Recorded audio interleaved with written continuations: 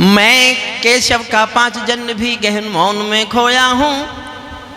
बहुत मन से सुनना चाहिए, ताली उठाना मत उठाना।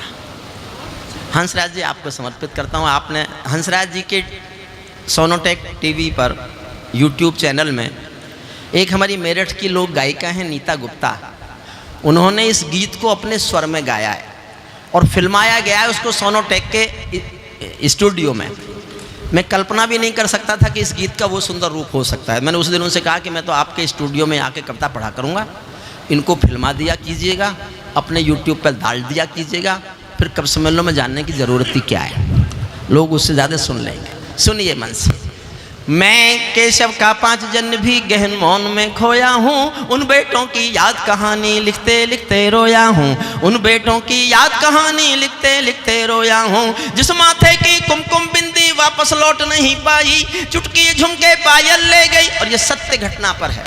मैं मेरठ में जहाँ प्रोफेसर था, कैप्टन मनोज तलवार एक कैप्टन थे, सेना में शहीद हुए करगिल युद्ध में। जिस दिन उनका पार्थिव शरीर आया, भारी भीड़ थी उनके अंतिम शव यात्रा में।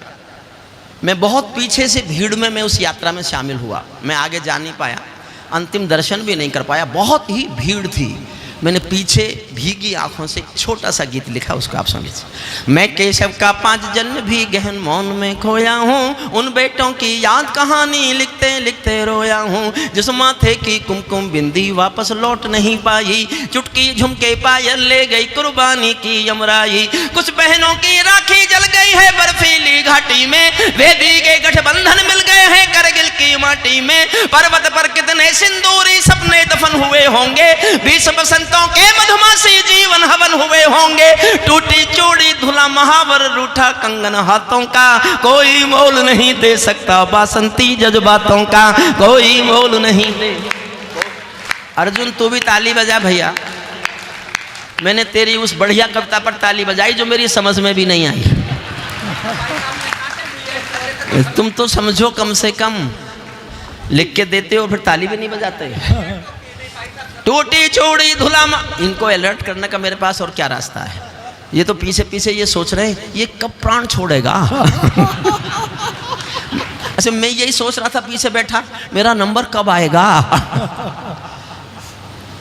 टूटी चूड़ी धुला महावर रूठा कंगन हाथों का, कोई मोल नहीं दे सकता बासंती जज्बातों का।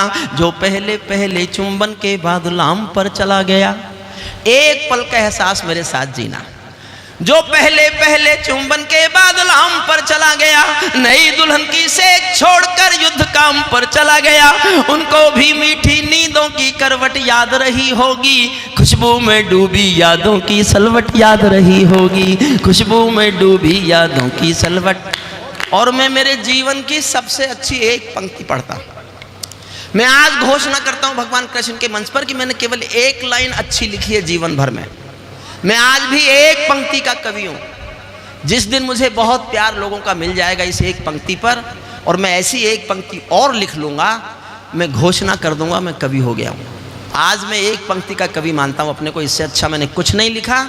इस समिति आप सब के चरणों में रखता हूँ। महेंद्र गोयल जी आपको विनम्र, बहुत बहुत विनम्र मेरे प्रणाम। ये जानते हुए भी कि मेरी राजनीतिक सोच क्या है, आपका इतना स्नेह अपनापन मेरे प्रति, मुझे आप, मेरे लिए आपको बहुत श्रद्धेय बनाता है और मैं इस जीवन में कभी भूलूंगा नहीं इस बात को। एक पंक्ति मेरी स्वीकारना, अच्छी लगे तो दुआएं देना मुझे। टूटी चूड़ी धुला महावर रूठा कंगन हाथों का, कोई मोल नहीं दे सकता बासंती जज्बातों का। जो पहले पहले चुंबन के बाद लाम पर चला गया, नई दुल्हन की से छोड़कर युद्ध काम पर चला गया। उसको भी मीठी नींदों की करवट याद रही होगी, खुशबू में डूबी यादों की सलवट याद रही होगी। उन आँखों की 2 बूंदों से 7 सागर हारे हैं, उन आँखों की 2 बूंदों से 7 सागर हारे हैं। जब मेहंदी वाले हाथों ने मंगलसूत्र उतारे हैं, जब मेहंदी वाले हाथ उन आँखों की 2 बूंदों से 7 सागर हारे हैं। जब मेहंदी वाले हाथों ने मंगलसूत्र उतारे हैं, गीली मेहंदी रोई होगी छुपके घर के कोने। मैं एक सत्य घटना जानता हूँ। मेरी विद्यार्थी थी एक लड़की, एक फौजी को प्यार करती थी। ना फौजी के घर वाले जानते थे ना लड़की के घर वाले जानते थे। लड़की मुझसे कहती थी सर आप कराओगे हमारी शादी। मैंने कहा तुमने बता रखा है घर में? बोले नहीं किसी को नहीं बता रखा। इस बार छुट्टी आएंगे तब आप जाके हम दोनों को ले जाना, हम बता देना। उसके नाम की वो जिस दिन मेहंदी रचाती है उसी दिन उस फौजी के शहीद होने की खबर आती है।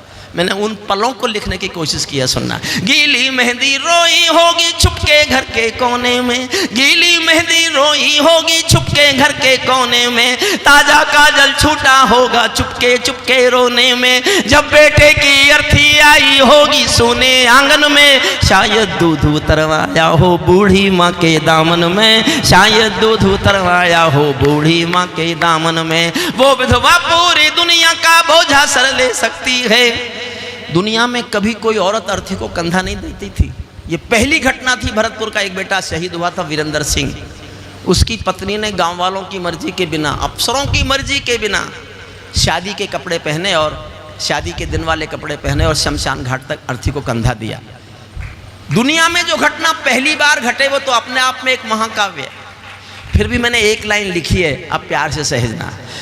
उस विधवा की जब बेटे की अर्थी आई होगी सोने आंगन में, शायद दूध उतरवाया हो बूढ़ी माँ के दामन में, वो विधवा पूरी दुनिया का बोझा सर ले सकती है, वो विधवा पूरी दुनिया का बोझा सर ले सकती है, जो अपने पति की अर्थी को भी कंधा दे सकती है, जो अपने पति की अर्थी को भी कंधा दे सकती है।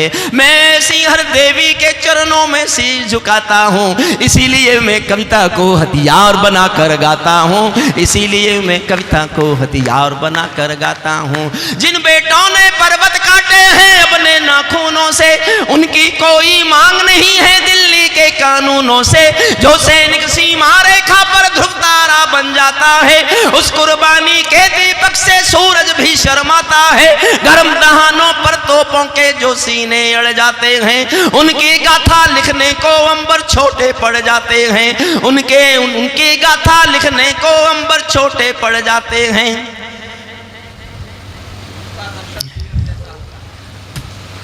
मंदिर की चित्र शहीदों का मंदिर की मूरत जैसा होता है, चित्र शहीदों उनका अंतिम दर्शन कोई तीर्थ जैसा होता है, चित्र शहीदों का मंदिर की मूरत जैसा होता है, चित्र शहीदों का अंतिम 10 लाइन और सुनना। और आखिरी एक लाइन में लिखना चाहता था। मेरे घर में नेता बहुत हैं, मैं कई बार मुझे गुस्सा आता है। महेंद्र गोयल जी, शायद आपको जानकारी नहीं है, सांसदों की पार्लियामेंट की कैंटीन की जो सब्सिडी थी ना, वो मैंने ख़त्म कराई। मैंने ताने मारे, ये सांसद गरीब लोग हैं, इनको 28 रुपये में खाना मिलेगा कैंटीन में बैठकर, और इनकी पेंशन भी बंद होनी चाहिए। अगर फौजी को पेंशन नहीं मिलेगी तो नेता को पेंशन नहीं मिलेगी। इस देश का नियम बनना चाहिए। क्या ये देश उन्हीं का है जो सीमा पर मर जा। अंतिम 10 लाइन, मैं अंतिम एक लाइन ऐसी लिखना चाहता था, नेता के खिलाफ मेरे मन में जितना भी गुस्सा है सारा निकल जाए, और इतना गुस्सा निकले जिससे ज्यादा कठोर मैं कुछ नेताओं को कह नहीं सकता। और इस तरह से लिखा है मैंने कि उनकी समझ में आए नहीं, और समझ में आए भी तो इतनी देर में आए जब तक मैं निकल जाऊं। देखना, अंतिम पंक्ति से विदा लेंगे और आप देखना इससे ज्यादा कठोर कोई क्या कहेगा नेताओं से। मैंने कहा है, लेकिन बहुत तमीज से कहा है, पढ़ा लिखा होने के नाते। जिनके क्या ये देश उन्हीं का है जो इतनी गर्मी में, अगर मेरे घर वालों को पता चल गया कि मैंने इतनी गर्मी में कविता पाठ किया था, तो हो सकता है वो कुछ और ही सोच बैठे। सचमुच मेरा ड्राइवर जाके बता दे घर में, तो मेरी हालत हो जाए, मुझे घर से नहीं जाने दे कोई। मैं जितना बुरी, मैं कभी कविता भूलते देखा हूँ किसी ने? मैंने 400 लाइन की कविताओं कभी नहीं भूला, लेकिन आज मैं कई बार भूला। उसका कारण गर्मी है। इसको बंद कराता तो और ज़्यादा हालत ख़राब होती। चलिए अब ख़त्म हो गया। क्या ये देश उन्हीं का है जो सीमा पर मर जाते हैं, अपना खून बहा कर टीका सरहद पर कर जाते हैं। कोई युद्ध वतन की खातिर सबको लड़ना पड़ता है, संकट की घड़ियों में सबको सैनिक बनना पड़ता है। जो भी कौम वतन की खातिर मरने को तैयार नहीं, उसकी संतति को आज़ादी जीने का अधिकार नहीं। उसकी और अंतिम 4 लाइन सुनना। सैनिक अपने प्राण गवा कर देश बड़ा कर जाते हैं, सैनिक अपने प्राण गवा कर देश बड़ा कर जाते हैं। बलिदानों की बुनियादों पर राष्ट्र खड़ा कर जाते हैं। जिनको मां के बलिदानी बेटों से प्यार नहीं होगा,